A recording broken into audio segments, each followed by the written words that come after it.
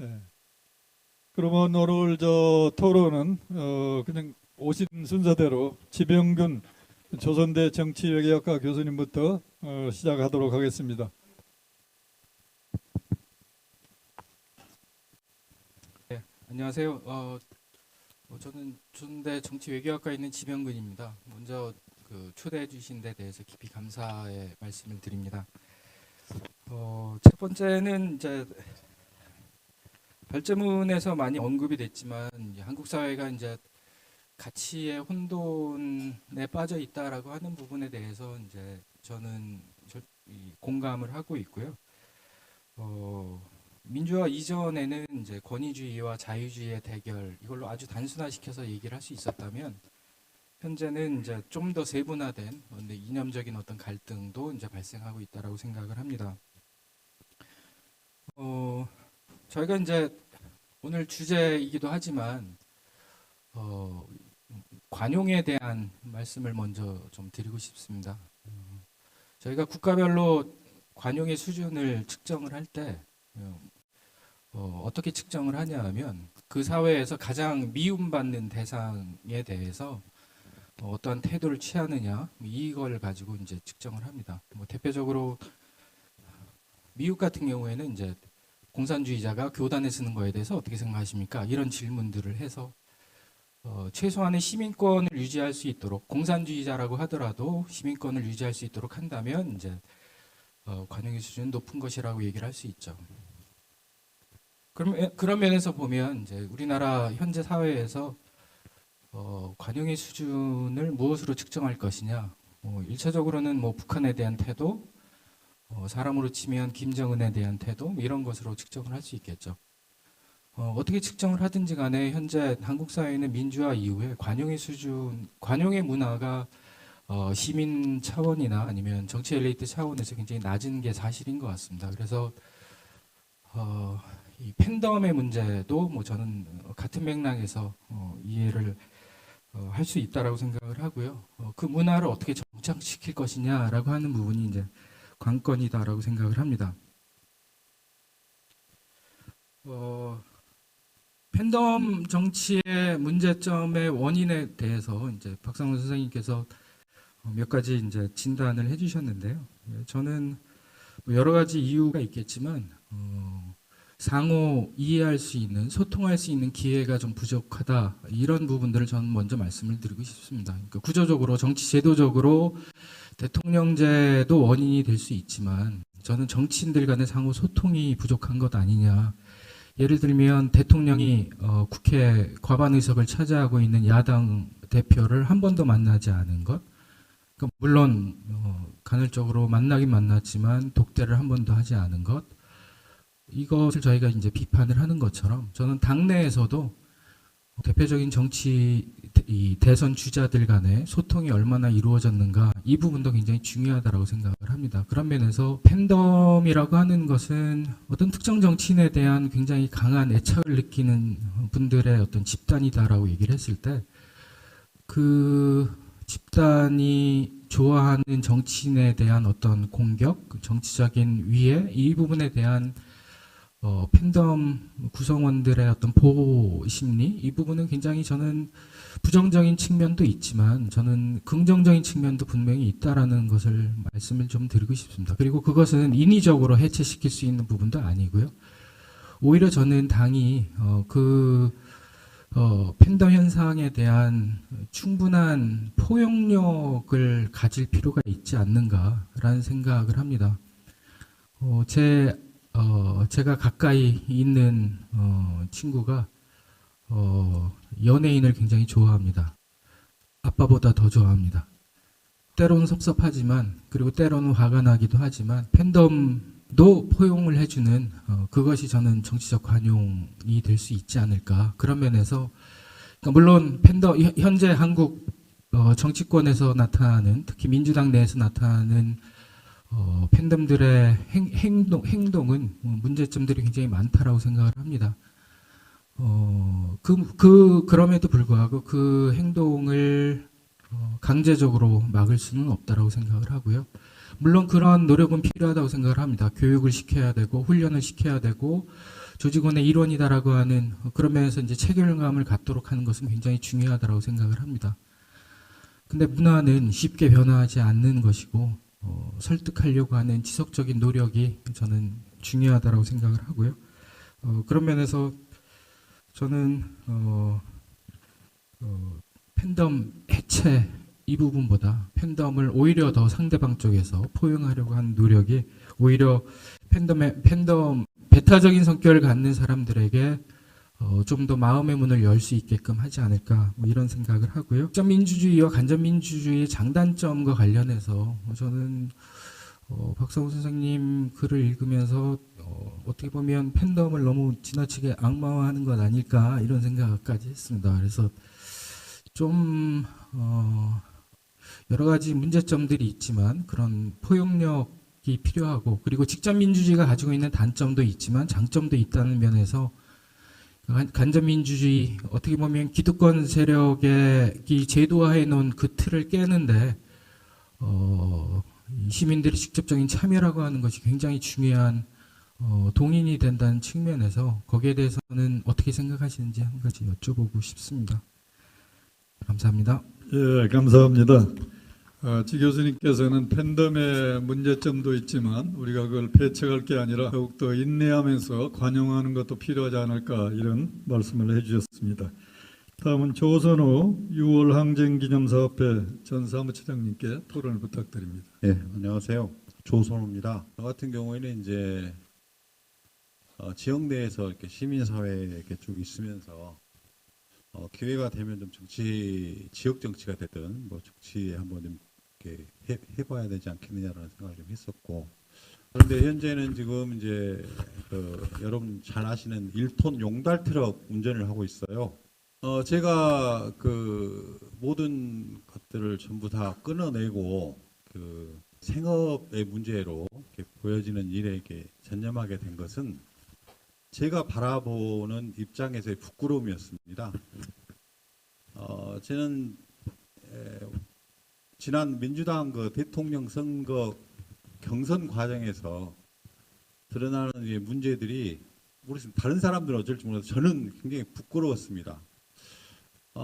과연 우리가 민주화 운동 세력이라고 불리는 사람들이 이 꼴 보려고 사실 이렇게 해왔는가라는 이렇게 자괴감 아닌 자괴감을 좀 느꼈고요. 그 와중에는 뭐 특정인이야 비하가 될 수 있습니다만은 현재 그 민주당 대표를 맡고 계신 우리 이재명 대표의 그런 그 현실적인 이런 문제들이 좀 직결돼 있다고 보거든요. 그 와중에 있어서 이렇게 깨져버린 원칙들, 이게 이제 주요한 좀 요인이 아니었나 싶은데, 그쪽 지지자들 이야기를 들어보면 굉장히 그 대단하신 분이더라고요. 민주화 운동도 열심히 하셨고 뭐 소년 공이었고 뭐 이렇게 굉장히 미화를, 제가 보기엔 미화를 하고 계시는 것 같아서 참 황당하다는 느낌을 좀 저는 개인적으로 많이 받았어요. 그리고 이제 객관적으로 드러난 문제에 있어서 과연 이 사람이 우리 민주 세력의 리더로서의 내세울 만한 것이 도대체 뭐가 있을까라는 사실 느낌을 좀 많이 받았습니다. 현재 지금 진행된 과정을 보면 윤석열 정부가 들어서고 난 후에 SNS를 통해서 저는 이제 제 입장을 좀 밝혔는데, 우리 정치가 10년 뒤 20년 후퇴할 거다. 그리고 우리는 정말 모욕과 수모를 겪을 것이다 앞으로.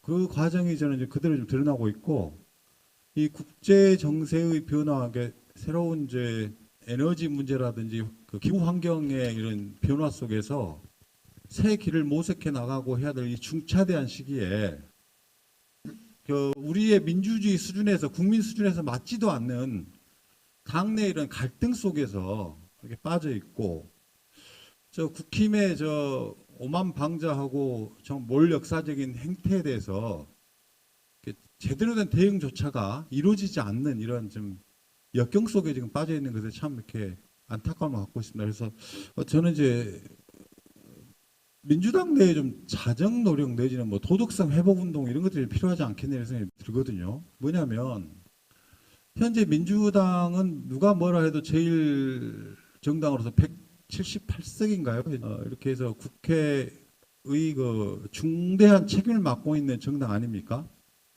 그러면 무조건 그게 너희 책임이다, 뭐 너희 전 정권 책임이다 이런 이야기로 민주당 역시 이렇게 대응해서는 저는 안 된다고 봅니다. 그리고 그것이 지금까지 한국 민주화운동 세력들이 해왔던 행태도 아니고요. 그래서 새로운 이 분위기, 이렇게 새로운 그 시대와 앞으로의 이렇게 미래를 향해서 스스로 좀 결심하고 그것들을 이렇게 성숙시켜서 국민 앞에 내보내면서 희망과 미래를 분명히 좀 비전을 보여준다고 생각을 하거든요. 그래서 마치 깡패를 만나면 깡패하고 같이 이렇게 맞잡고 멱살 잡고 싸우는 모습이 아니라 이러한 우리의 도덕성 내지는 책임성을 바탕으로 한 국가 미래를 좀 이야기하고 그 속에서 이렇게 역사를 끌고 나가는 이런 책임을 좀 느껴야 된다. 그런 의미 속에서 민주당 내에 도덕성 회복 운동을 기반으로 할 수 있는 미래 전략들을 좀 내오는 이런 형태가 좀 필요하지 않느냐. 우리가 그들과 똑같아지면 되겠습니까? 그러려고 민주화운동 했던 건 아니잖아요.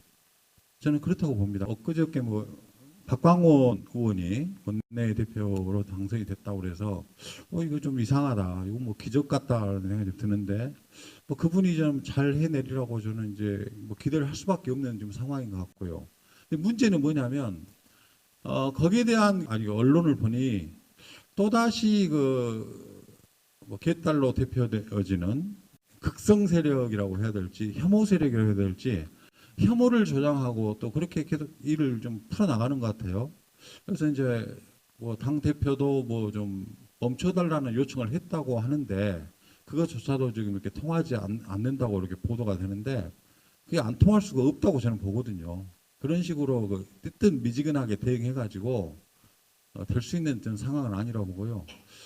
어쨌든 팬덤 정치가 긍정적인 면이 없다고 할 수는 없습니다만은 현재로서는 내부의 힘들을 분열시켜내고 소멸시켜내는 역할에 그런데 지금 쓰여지고 있지. 이게 발전적이고 진취적인 우리의 희망을 만드는 데는 좀 작동하지 않고 있다고 저는 봅니다. 그래서 그러한 혐오를 조장하고 저주하고 그리고 이렇게 수박이니 토착 왜군이 이렇게 상징화시켜서 내부를 공격하는 행위들을 좀 이제 멈춰야 된다.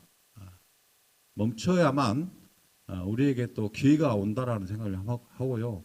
그렇지 않는다고 하면 저는 좀 크게 희망이 없지 않겠느냐. 민주당이 더 이상 국민들의 사랑과 이러한 지지를 받기는 힘들 것이다. 저는 그렇게 보고 있습니다. 감사합니다. 정말로 뜻이 있는 한 정치 지망생께서 정치를 포기할 수밖에 없었던 지난 민주당의 경선에 대해서 말씀을 해주신 것 들으면서 굉장히 가슴이 아프고 저도 그 경선에 참여했던 사람 중에 한 사람으로서 죄인된 느낌을 갖게 됩니다. 제가 사는 곳이 서울의 서초구인데요. 거기는 거의 대부분 분들이 태극기 부대 운동에 참여하시는 분들인데 그분들도 요즘 저를 만나면 민주당이 지난번에 대선에서 지금 윤석열 대통령을 자기들이 지지했지만 이분의 정책에 대해 굉장히 불안한가 봐요. 그러면서 저한테 민주당 경선이 제대로 됐더라면 지금 이런 상황이 오지 않을 수도 있지 않겠느냐 그런 얘기를 저한테 오히려 하십니다. 그럴 때마다 제가 죄인된 느낌을 많이 갖습니다만 우리 조선호 대표께서 얘기하신 대로 정말로 우리가 민주당을 민주 정통 세력으로 회복시키는 것만이 오늘의 이 난국을 극복하는 길이 아닌가 그런 좋은 말씀을 해주셨습니다. 다음은 김대현 이민연구원장님께 토론을 부탁드립니다. 네, 안녕하십니까. 김대현입니다. 저는 이제 오늘 우리 한국 정치에 대한 비판 그리고 특히 강주 정치에 대한 비판을 좀 세게 해달라는 부탁을 받았어요. 그래서 제 본업이 연구원 원장이지만 시사평론가, 정치평론가로 지역에서 오랫동안 좀 활동을 하고 있습니다. 그래서 주로 이제 방송에서 했던 이야기들을 있는 그대로 날것으로 한번 말씀을 드려볼까 해요. 좀 전에 우리 이영재 교수님이 처음에 발제를 해주셨을 때 대전환의 시대라고 이야기했습니다. 인류가 우리가 생각하지 못하는 그 빠른 속도로 변화하고 있다. 그러니까 뭐 팬데믹, 코로나, 그리고 뭐 기후 위기, 그 다음에 뭐 4차 산업혁명으로 인한 노동구조의 변화 이렇게 이야기를 하셨는데 20년도 30년 전이겠네요. 1991년 그 소련이 해체되면서 당시에 그 미국의 학자였던 일본계 학자였던 후쿠야마가 역사의 종말을 이야기했어요. 그러니까 더 이상 소련이라든가 공산주의 사회가 몰락했기 때문에 자유민주주의 진영을 능가할 수 없다. 역사는 끝났다. 이렇게 이야기를 했고 거기에 대한 반박으로 독일의 송들 교수가 정말 역사는 끝났는가라는 책을 펴냈어요. 그리고 1990년 중후반 때 똑같이 미래에 대한 불확실성 그리고 세계화에 대한 덫. 그러니까 김영삼 대통령이 발음도 안 되는데 세계화를 이야기할 때 우리는 저 세계화가 뭔지도 몰랐습니다. 그리고 2080의 시대를 이야기할 때 저 말이 무슨 말인지 몰랐어요. 저는 왜 오늘 이 말씀을 드리냐면 이거를 깨뚫고 미래를 준비할 정치권이 아무런 준비를 하지 않았다는 거죠.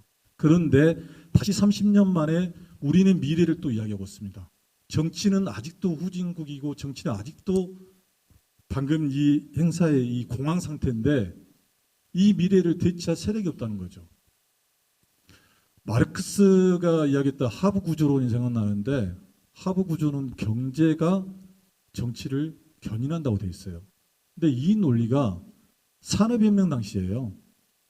근데 지금 시대가 지금 몇백 년이 흘렀는데 아직도 그 이론에 사로잡힌 소위 말하는 경제계 인사 그리고 80년대 운동했던 운동권 선배들 이 사고방식에 머물렀으니까 세상은 변하지 않고 그 다음에 다가오는 세계도 대처를 못하는 거예요. 자, 그러면 무엇이 문제냐면 90년대 중반에 세계 유럽에서는 세계화의 덫을 이야기하면서 신자유주의를 비판했어요. 사회 양극화를 이야기했어요. 일자리가 줄어든다고 이야기했어요. 출산율을 고민할 때 우리는 아무것도 안 했다는 거예요. 그래서 나온 결론이 뭐냐면 최저 출산율이 20년째 우리나라가 독보적으로 1위를 차지하고 있습니다. 2050년 이후에는 대한민국의 지도가 사라질 거라는 이야기를 하고 있습니다.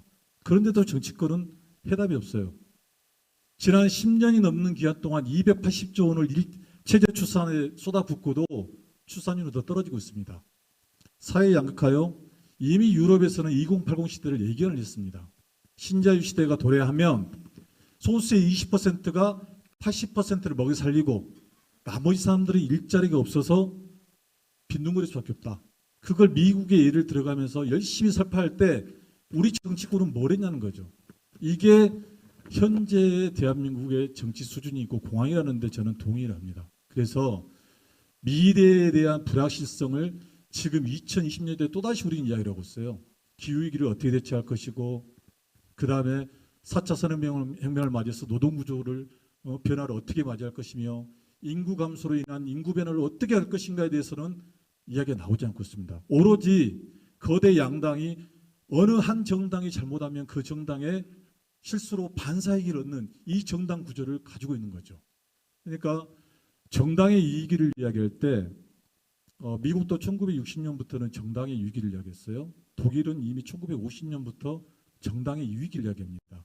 그러나 그들은 1990년대 들어와서는 이 정당의 위기를 변화의 바람을 만들어내는데 우리나라는 여전히 정당의 위기. 양 정당이 번갈아 가면서 집권하면서 내 노력과 실력이 아니라 사회 문제 해결을 위해서 대중들에게 지지를 받는 게 아니라 다른 정당이 못하니까 내가 수혜를 받고 집권하는 이런 구조로 가고 있는 거죠. 그리고 팬덤 이야기를 하셨는데 참 이 말씀을 하기 좀 그런데 좋은 점은 바람이에요. 그 사람들이 바람을 일으키기 때문에 선거를 할 수 있는 건데 안 좋은 점은 뭘까요? 건전한 비판과 토론이 사라집니다. 제가 약 한 달 전에 모 방송국에 출연해가지고 이재명 대표에 대해서 이야기를 좀 그렇게 나쁜 얘기를 한 것도 아닌데 방송에 대한 기사가 제목이 너무 섹시하게 다진 거예요. 이재명 대표 뭐 질서 있는 퇴진, 뭐 김대영 원장 이렇게 딱 써 있으니까 제목만 보고 댓글들이 다음에서 이제 업자 달린 거예요. 저는 태어나서 정말 그렇게 많은 욕을 들어본 적이 없어요. 김대영 넌 누구냐? 이 듣보잡도 못한 놈. 뭐 지구를 떠나라. 아니 내가 그 방송국에 전화를 했어요. 원본을 올려주라. 근데 제목만 김대영 원장, 이재명 뭐 곧 사퇴할 거 이렇게 해가지고 이렇게 하면서 이게 과연 건전한 그 비판과 토론이 가능한가? 이런 문화가 왜 생겨났냐면요. 저는 386 이게 지금 586 운동권 정치 문화에 대해서 그냥 부정적입니다. 그러니까 과거에 군사독재 정권에 맞서 싸울 때는 단일 대우를 형성해야 돼요. 이견이 있을 수 없습니다. 우리가 뭉쳐가지고 독재 정권에 싸움을 해야 하는데 이 문화가 그대로 정치권에 들어옵니다. 건전한 토론, 대안 제시 없습니다. 오로지 너 몇 학번이야, 너 어디 운동했어, 우리끼리 뭉쳐 서로 공천 주고받고 내가 잘못했어도 이 내로남불이 성행하는 거예요. 통봉투. 근데 언론에서는 계속 호남은 돈을 취한다는 이정근 씨의 녹취록이 틀어지는데 호남 정치인들 대체 뭐 한 거야? 호남 시민들이 돈을 요구한 적은 없잖아요. 근데 호남 정치인들이 대체 어떻게 처신을 했고 행동을 했으면 호남은 돈을 줘야만 움직이는 이런 집단으로 매도하게 만드느냐. 이게 저는 강주가 갖고 있는 한계다. 이게 586 운동권에 책임지는 모습을 보여야 한다. 이게 이제 제 가슴에 우러난 겁니다. 강주 같은 경우는 자연스럽게 강주의 문제를 이야기합니다. 시장님, 구청장, 국회의원 뭐 대다수가 이제 586 운동권 민주화운동에서 활동하셨던 분들이에요. 근데 그분들에게 항상 이야기하는 거 뭐냐면 공부하고 노력하는 마지막 강주 이야기하고 있습니다. 공부하고 노력하는 모습이 아니라 당시에 갖고 있는 패거리즘에 의해서 상대의 이견과 다름을 인정하지 않고 본인들의 권력을 계속 유지하기 위해서 이런 문화를 만들어낸 것에 대해서는 굉장히 이제 부끄럽고 힘들다. 그 대표적인 게 지난 지방선거의 강주 투표율이 37.7%였습니다. 역대 지방선거의 전국 최저 투표율을 기록했는데 그거 내용을 보면 시민들이 민주당에 대한 반감들이 얼마나 큰가 나오거든요. 시간이 없어서 이만 마치겠습니다. 하실 말씀도 많고 말씀 내용이 너무 좋은데 시간이 많지 않아서 끝내시라고 해서 대단히 죄송합니다. 다음은 우리 마지막으로 남평호 실장님께 토론 부탁드립니다. 여기 제목에 보면 이 진실이 국익이 앞선다 이런 게 있습니다. 이게 단순한 얘기가 아니라 이 정치 공황을 이길 수 있는 유일한 해법이 아닐까 이런 생각입니다. 정치가 도덕적이지 않고 진실에 기반하지 않으면 한 걸음도 미래에 나갈 수 없다 이렇게 생각하고 저는 뭐 경험이 우리 한국 정치 특히 문명 국가에는 언제나 존재한 그런 경험들이라 생각해요.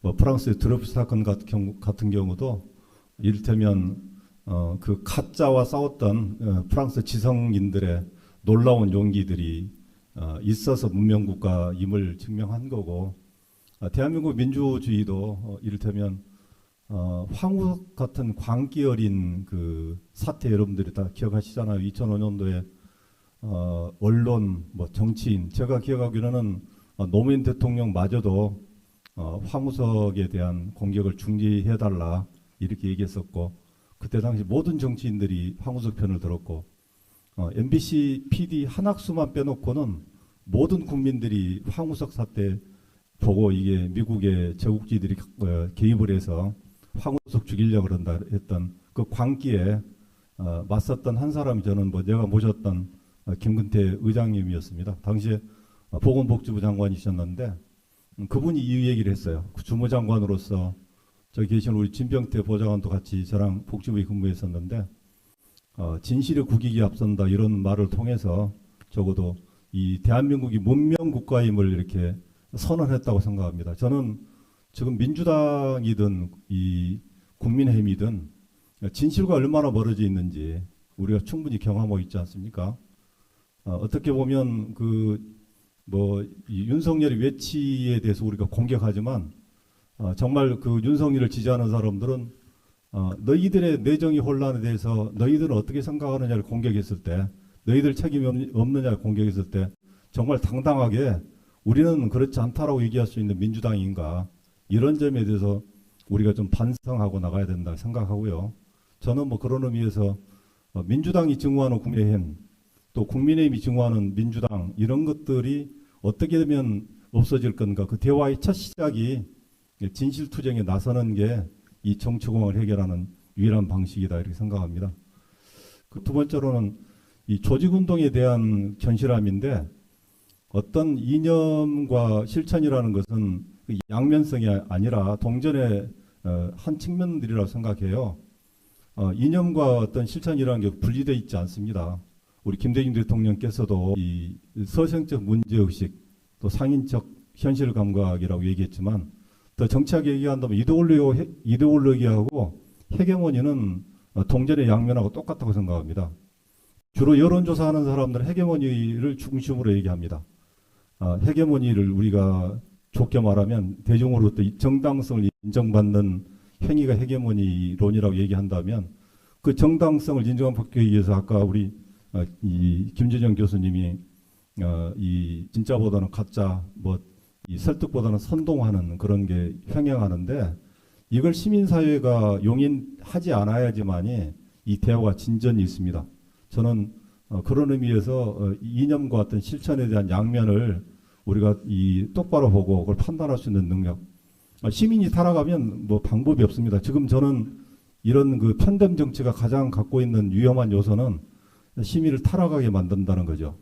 실제로 뭐 돈봉투 사건이든 아니면 뭐 대장동이든 저는 우리나라가 타락해가는 현상 중에 하나라고 봅니다. 저는 신자유주의라고 하는 것도 결국은 여러 학자들이 얘기했지만, 이 신자유주의가 가장 큰 것 중에 하나는 인류를 분열시키고 국가를 해체시키는 그런 요소로 신자유주의 요소는 없는가. 저는 정치학자라든가 철학자들한테 가끔 그 질문합니다. 왜 그 정치학자나 철학자들이 그런 세계화의 본질적인 문제를 보지 않고 자꾸 현상을 얘기하느냐, 이렇게 얘기하는데, 제가 대학에 근무할 때 그런 요청을 여러 번 교수님들 했어도 대학도 모든 교수님들이 5년 단위로 계약하거나 6년 단위로 정교수까지도 계약을 하는 비정규직일 때가 많습니다. 이게 신자유주의 하나 모습입니다.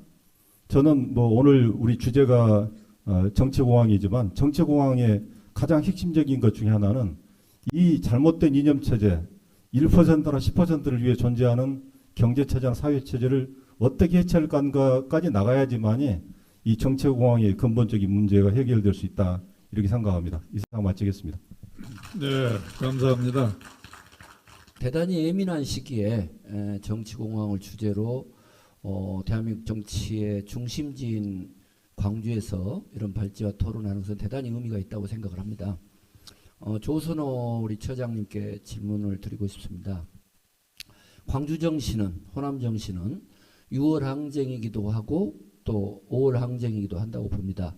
그런 점에서 5월 항쟁, 또 광주 정신, 호남 정신은 민주주의, 인권, 사회 정의, 한반도 평화, 그리고 또 행동하는 양심으로 보는데, 그런 점에서 지금 광주와 호남이 보이고 있는 전반적인 행동 패턴은 윤석열 정부에 대한 분노, 그건 동의할 수 있지만 이재명의 민주당이 5월 정신, 광주 정신, 호남 정신과는 정면으로 배치된 형태로 흘러가고 있는데, 이에 대해서 현상적으로 보면 좀 침묵으로 보이고, 저는 근현대사에서 광주 정신과 호남 정신이 보인 것처럼 언젠가는 반드시 이재명의 민주당이 아니라 민주당의 정신을 복원하는 형태로 그 역사적인 선택을 하리라고 봅니다. 가까운 장래에.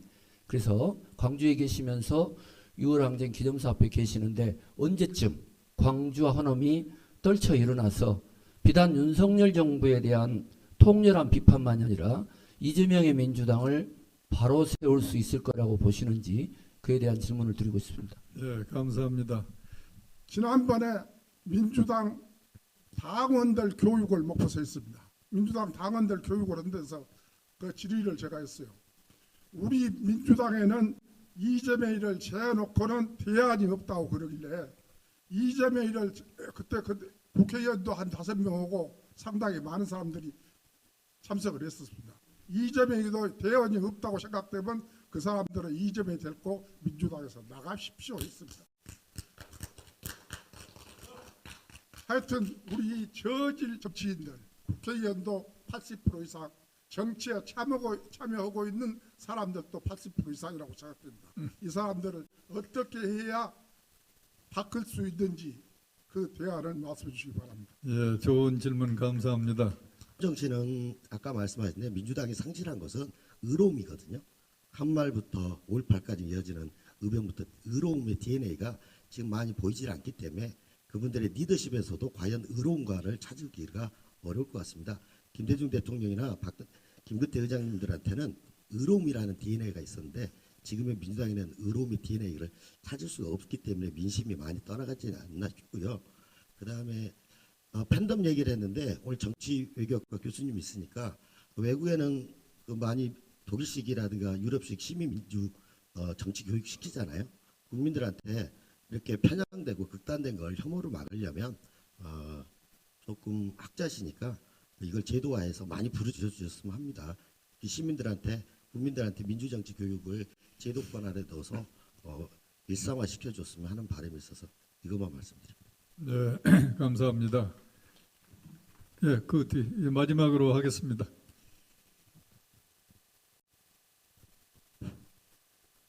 저는 목포서 왔습니다. 최형주입니다.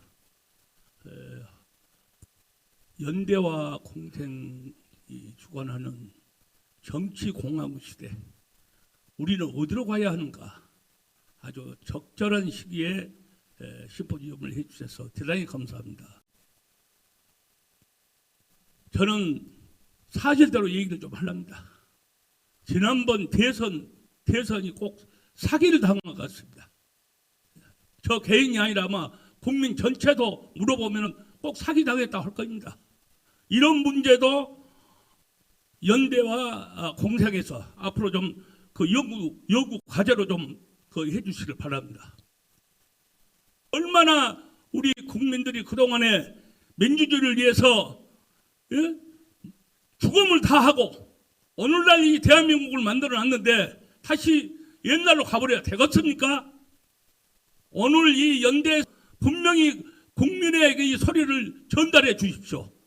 정책으로도 만들어 주십시오. 네, 저희들이 열심히 노력하겠습니다. 그럼 이상 질문을 마무리하고 오늘 발제자 토론자들이 돌아가면서 한 1분 정도 코멘트를 해주시기 바랍니다. 우리 먼저 이영재 교수님. 예, 좋은 말씀 많이 들었습니다. 오히려 제가 더 많이 배운 것 같고 그렇습니다. 저는 다시 과거로 회귀하자는 게 아닙니다. 이런 말씀을 마지막으로 좀 드려보고 싶은데요. 삼김 시대는 에너지가 있었습니다. 그리고 내가 왜 대통령이 되어야 하는지, 정치인이 되어야 하는지는 대한민국에 대한 염려와 걱정, 그리고 앞으로의 비전들이 있었다고 저는 생각을 합니다. 이 에너지가 3, 40년 대한민국을 끌고 갔다고 보여집니다. 근데 지금 여러 선생님들 말씀해 주시는 것처럼 지금 정치인들은 하나의 직장으로서의 만족이 아닌가 하는 생각들을 하고 있습니다. 정권을 잃어도 정말 비통해하는 모습들을 본 적이 없습니다. 왜냐하면 내 직장은 호남에서 가능하니까, 민주당이라면 호남에서 항상 내 직장이 보장되었으니까라는 편안함들이 보이는 게 굉장히 보기 안타까웠습니다. 저는 앞으로 어떤 그림이 그려질지는 모르지만 그동안 보았던 것과 또 다른 드라마가 한번 나오지 않을까 하는 생각들을 하고 있습니다. 언제까지 우리 국민이 이거를 계속 해야 되느냐라고 할 수도 있지만 저는 이 시기에는 한번 또 다른 드라마를 국민들이 만들어야 하지 않을까 하는 기대를 갖고 있습니다. 그 방법이 뭔지 모르겠지만 저도 열심히 노력하겠습니다. 감사합니다. 네. 김준영 교수님, 아까 우리 플로에서 질문하신 것 중심으로 말씀해 주시기 바랍니다. 네, 전체적으로 흐름을 보면 제가 조금 뜬금없이 끼어 있다는 생각을 조금 했습니다. 한쪽을 집중하는 측면에서 국제 질서를 얘기하는 것이 그 지금의 전체 주제에 어울리지 않는다는 생각을 조금 하고 사실 오기 전까지도 걱정을 했는데요. 저는 여전히 연결되어 있다고 생각합니다. 제가 그렇게 발전을 했기 때문이 아니라 국내에 갈라진 분열과 국제정치의 분열은 같이 가는 것이고요. 저는 아까 우리 박상원 선생님의 발제에 큰 감동을 많이 받았습니다. 정치 민주주의를 망치는 것은 반민주주의자가 아니라 민주주의 과잉이라고 생각하고요. 제가 윤석열은 외교를 하는 것이 아니라 전쟁을 한다고 말했는데 우리도 어쩌면 그 프레임에 갇혀서 제가 아까 회색지대, 타협, 포용이 아니라 적대적 전선의 프레임에 우리도 말려드는 거 아닌가 생각을 조금 들었습니다. 그래서 저는 문재인 정부 때 고위관직을 했기 때문에 저도 책임이 있습니다. 저는 2018년에 한반도 평화 프로세스가 실패한 것은 충분히 평화적이지 않았기 때문입니다. 문재인 정부가 충분히 북한한테 평화적이지 않았기 때문에 끼어졌다고 생각합니다. 그렇기 때문에 미국의 네오콘들한테 굴복했고 일본의 극우들한테 굴복했고 그들의 협잡질에 넘어갔다고 생각합니다. 제가 자세한 얘기를 저는 그런 걸 내부에서도 경험을 했습니다. 똑같이 여러분들의 얘기를 들으면서 저는 광주가 민주당보다 더 크다고 생각합니다.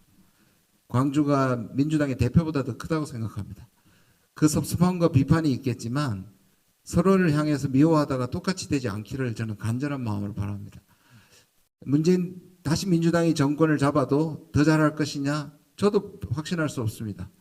더 커져야 하고 더 대안을 발견해야 되는 것처럼 이 연대와 공생도 대표와 민주당을 넘어서는 그러한 대안을 마련하면서 아까 말씀드린 제3지대의 사람들을 모으는 게 진짜 이기는 거라고 생각합니다.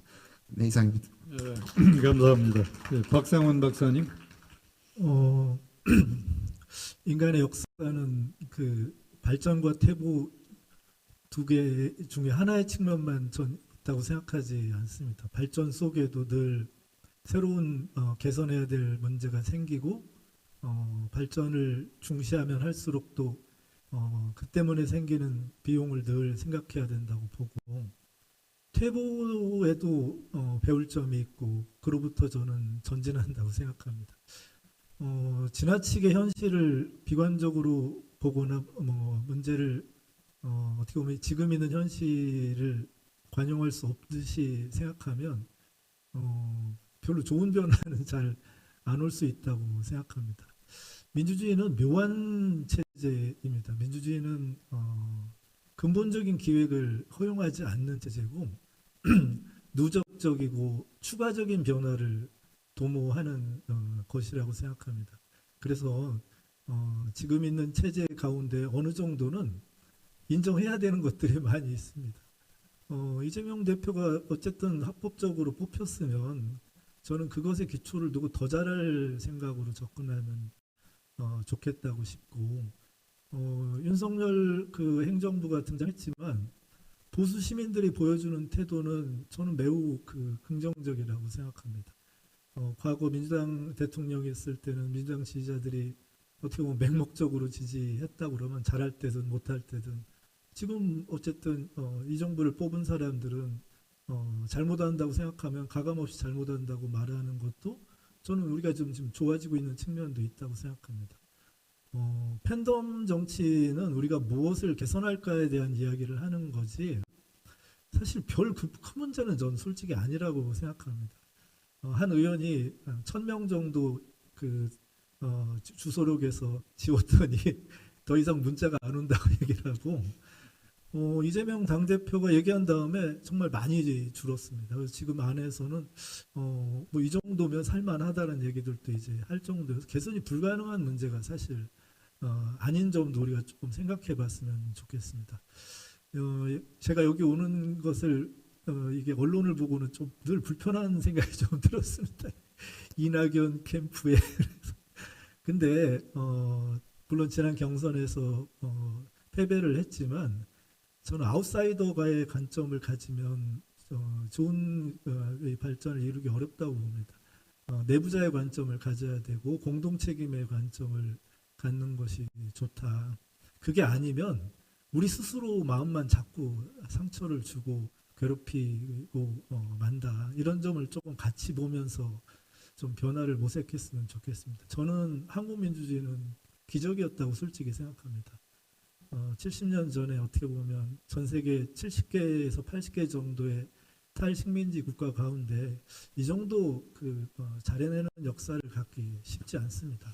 다만 우리가 부족한 게 뭐였냐면 현대민주주의의 원리에서 가장 중요한 건 다원주의라는 겁니다. 다원주의는 우리가 지금 다 국민 하셨지만 국민은 한 가지 의지를 가진 사람들이 아니고 직업이나 소득이나 여러 가지 출신 지역을 포함해서 서로 다른 생각을 갖는 사람들의 덩어리입니다.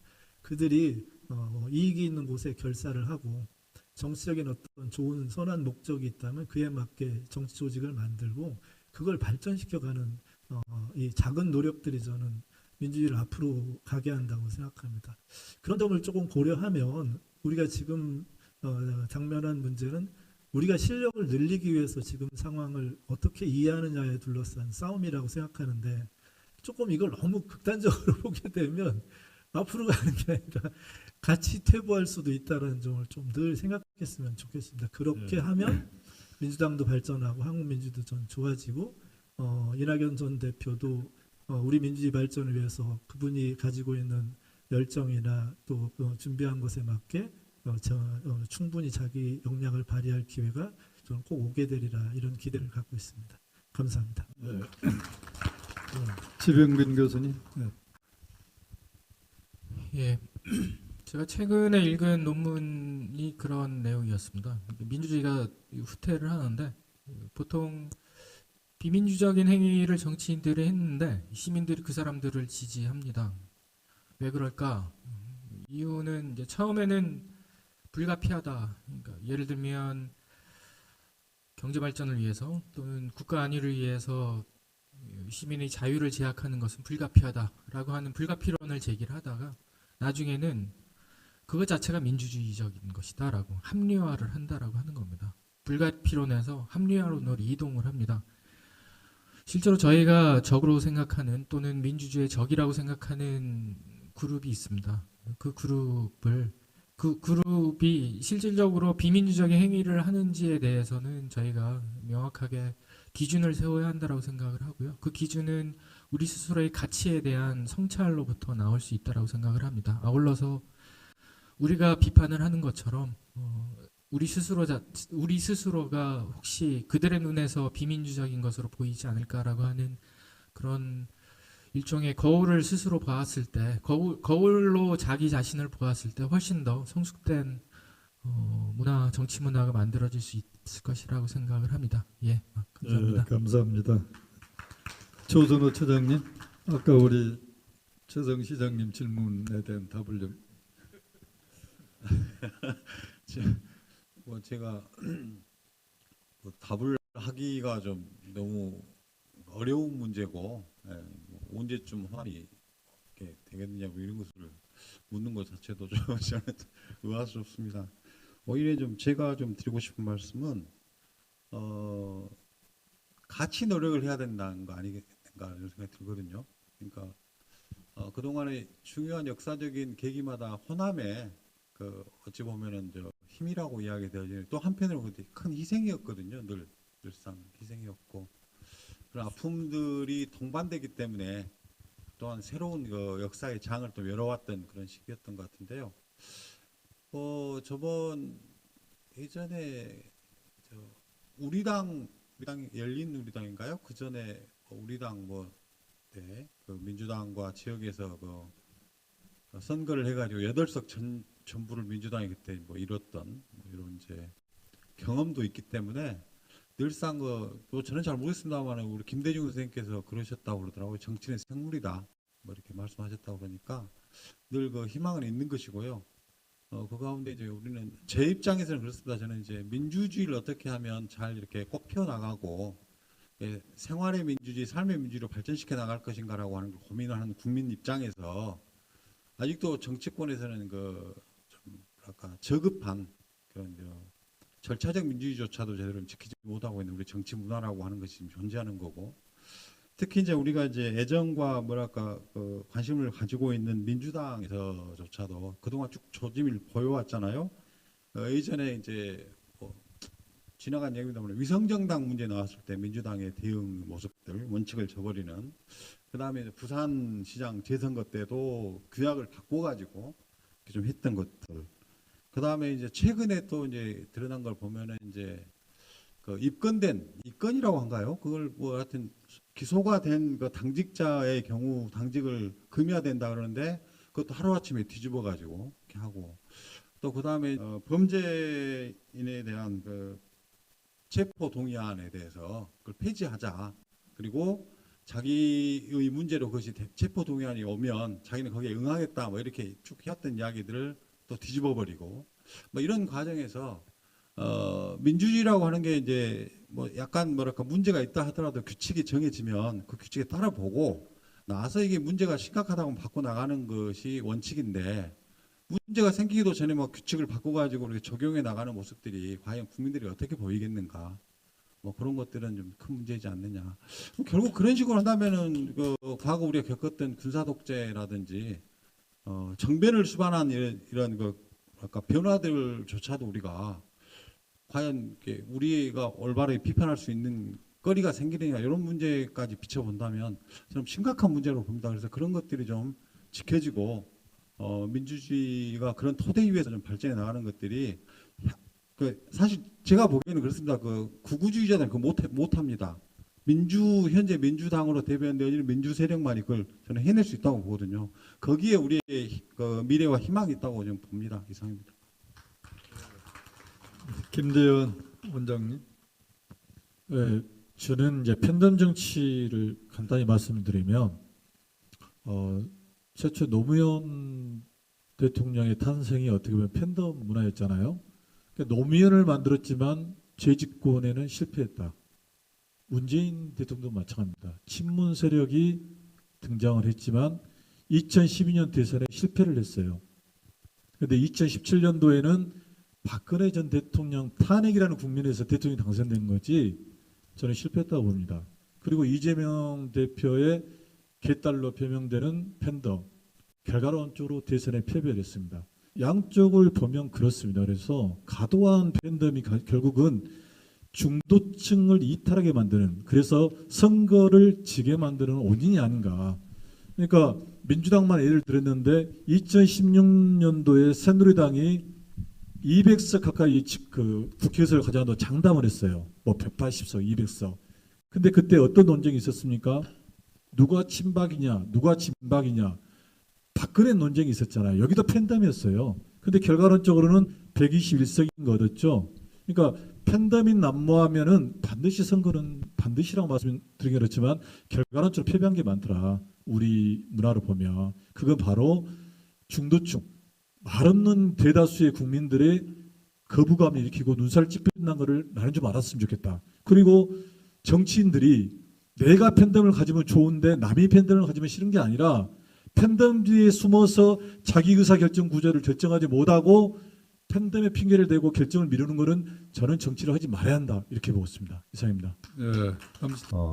어떤 그 이게 그냥 심포지움으로 끝날 게 아니라 뭔가 민심의 변화를 가져오고 또 광주의 어떤 그 미래를 담아가는 그런 어떤 전기가 됐으면 좋겠다 이런 측면에서 어제 연대하 공생 그 좀 몇 분하고 그 광주에서 좀 다시 한번 그 이런 모임을 이어가는 그 모임을 했으면 좋겠다 말씀을 드렸어요. 그래서 우리 박원균 그 원장께서 이 연대하 공생 광주 모임을 계속 해 나갈 겁니다. 그래서 박원균 원장님 한번 일어서 주시기 바랍니다. 박수 한번 보내주기 바랍니다. 네. 네.